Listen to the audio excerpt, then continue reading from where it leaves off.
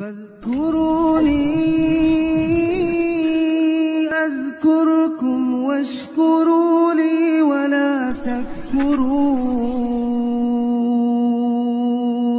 Nah, suami itu pemimpin yang harus bisa ambil keputusan untuk rumah tangganya. Jangan hanya bilang terserah.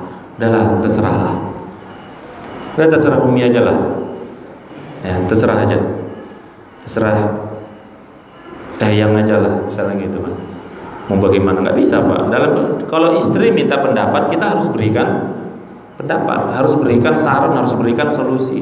Nggak bisa kemudian bilang terserah. Apalagi bilang terserah itu ada nada-nada marah. Padahal dia nggak suka gitu, nggak mau, tapi karena nggak mau berantem terserah. Udah malas terserah, nggak boleh.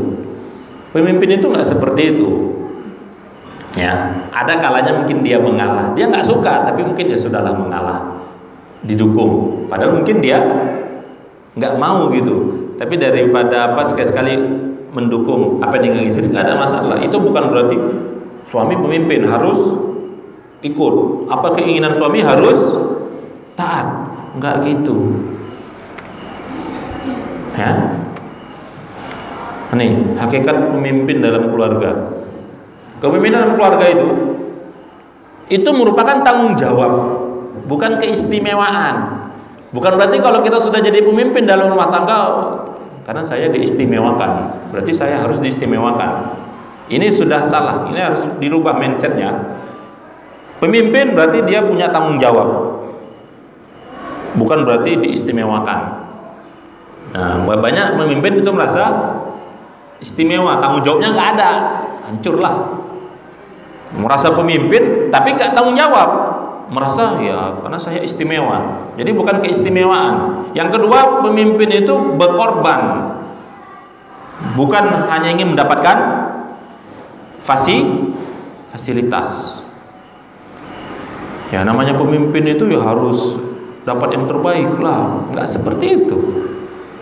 Ya kayak tadi Nabi, seorang pemimpin, seorang suami, tapi kalau udah di rumah ya jahit bajunya sendiri. Apa yang bisa beliau kerjakan, bukan berarti kita harus terus-terusan mengerjakan kerja rumah, tidak. Tapi apa yang bisa kita bantu. Karena sebaik apapun Pak istri kita, Pak, sesoleha gimana pun, dia pasti ada rasa kesal kalau lihat suaminya nggak mau tahu di rumah.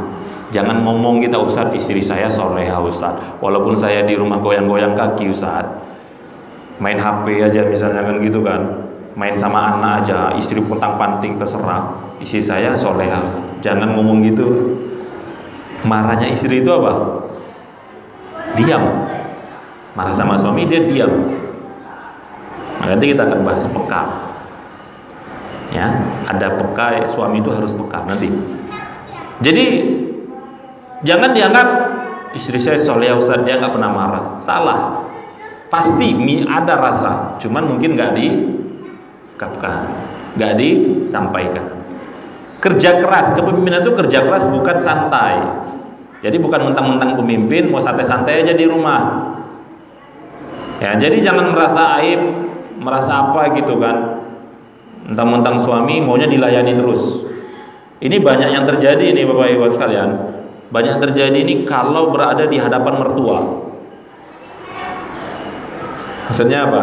Seringkali kalau kita sebagai suami mungkin menjenguk orang tua kita ya, berarti mertua bagi istri kita. Nah, di hadapan orang tua kita itu kita merasa harus dilayani oleh istri kita. Padahal mungkin kita bisa buat sendiri. Ya kan? Apalagi kalau istri dalam keadaan yang kurang tepat, misalnya lagi ngandung, ya kan? Atau lagi hal-hal yang memang kalau bisa kita bantu ya bantu. Jadi jangan nanti kesannya nanti orang tuaku marah, kerjaan istri kok dibuat oleh suami. Ya. Tapi juga harus difahamkan, artinya apa? Ya namanya istri itu ya memang harus melayani, tapi bukan berarti suami kemudian merasa dilayani terus. Ya, melayani bukan sewenang-wenang. Pemimpin itu justru melayani bukan sewenang-wenang, bukan mentang-mentang pemimpin sewenang. Yang terakhir, keteladanan dan pelopor bukan pengekor. Ya udah terserah Umi, Abi ikut aja. Ini pemimpinnya udah kacau ini. Ya harus pelopor, harus bisa memberikan solusi, pendapat. Kalaupun ternyata pendapat istrinya lebih baik, didukung, nggak ada masalah. Jadi bukan berarti suami berarti harus pendapatnya yang didengarkan terus. Pokoknya kalau ada apa-apa pendapat suami terus, nggak juga Pak. Ya nggak juga. Jadi bukan berarti ini keputusan istri, wah berarti bukan keputusan suaminya ya. Berarti pemimpinnya bukan suaminya lah ya. Nggak seperti itu juga. Terkadang ada hal yang memang di situ perempuan yang lebih mengerti, yang lebih paham. Ya, kadang kan perempuan itu dalam hal pemikiran itu lebih panjang. Contoh Pak, contoh. Antum kalau ngajak istri belanja gitu kan, misalnya belanja ke market. Kalau kita laki-laki gimana? Kalau belanja itu, udah ambil aja cepat gitu kan? Apa ambil. Kalau istri gimana perempuan? Wah, tengok dulu harganya, cari yang lain. Emosi ya kan? Lama kali, memang kita lama kali, ngapain lama-lama dia? Udah cepat aja.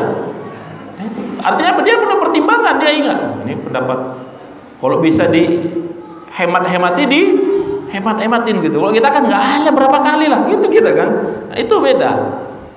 Artinya apa? Dalam hal memutuskan, lelaki itu terkesan lebih terburu-buru. Beda kalau perempuan, dia pertimbangannya lebih banyak. Jadi jangan merasa kita itu sudah mentang-mentang pemimpin berarti kita benar terus. Belum tentu. Ya, belum tentu.